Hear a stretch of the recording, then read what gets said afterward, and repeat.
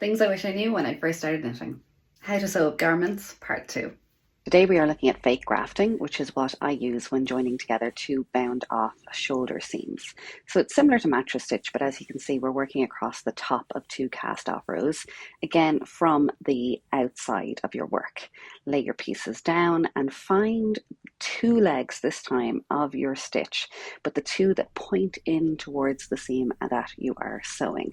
So you can see I'm pinching my fingers together to show that on each side you have to find those two legs that actually point in towards the gap that you're closing. Once again, go back in on the other side, straight the way down through the gap that the yarn last came out of, and come up this time 2 strands above. Carry on like that, working loosely because you can adjust the tension once you have worked an inch or two of your seam. Adjusting might take a little while, but it's well worth getting right to match the size of the stitches that are around your sewn seam. But it's well worth taking the time to do because when you're working with the same colour yarn, those stitches will just disappear. Here's a look at the back. Are you going to give this a go?